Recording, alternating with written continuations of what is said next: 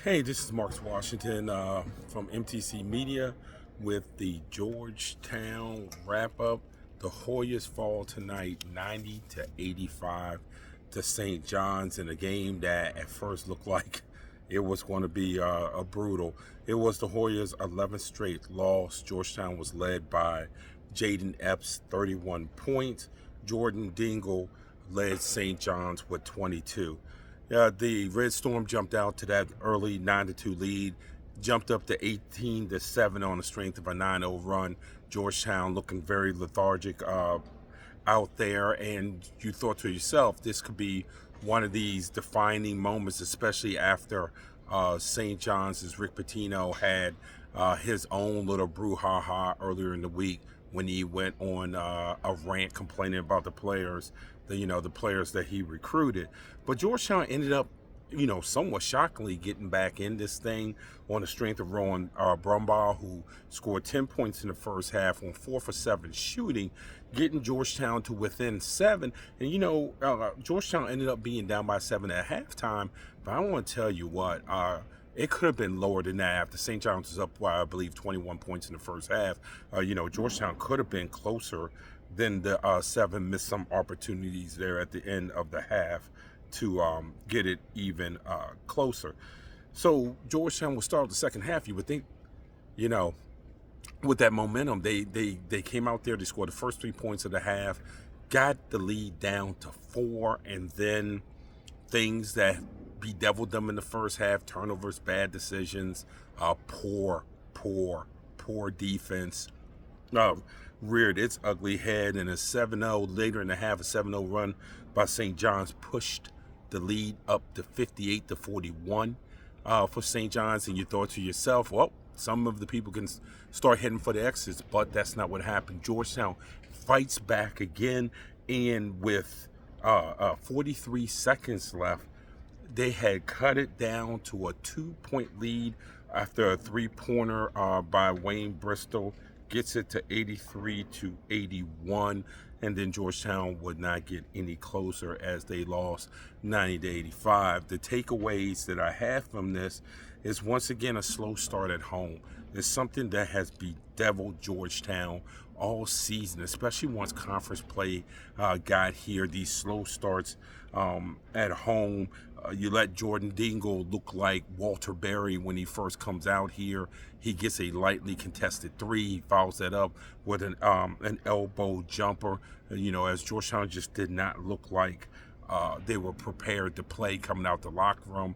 And I'll reiterate it, Rowan Brumbaugh really saved this from being something of a different different post game, because this could have been ugly to historic values. But St. John's, how they play, somewhat will let you back in. Epps looked like he was back, and my second takeaway was Epps looked like he was back to his early season form. Don't know how long this would last. He ended up with 31 points on 12 of 20 shooting, 2 for 6 from 3, 5 for 6 from the free throw line. I thought the decision making was better. When he had chances in secondary transition, he just went straight to the basket. A couple times on screen and rolls, he got to the front of the rim, as opposed to holding, dribbling, step back 3 with 4 seconds left on the shot clock. We have seen way too much of that of late. I thought he just played a better floor game. And in that floor game, his shooting was better.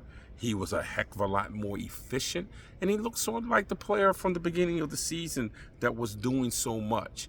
And my last takeaway is, what will the last 5 games look like? I'm going to tell you, in the first few minutes of this game, I thought it was going to look like a disaster. But with the 5 games left, and you look at their opponents, they're at DePaul, at Villanova, home to Xavier, home to Providence, and at St. John's. When you look at the fight that they had and how this team, in the first half, you can ask, hey, do you think this team has packed it up? Have they given in? And then you see what they did near the end of the first half and all throughout the second half, and you say to yourself, well, no, they haven't. That's a miracle in and of itself.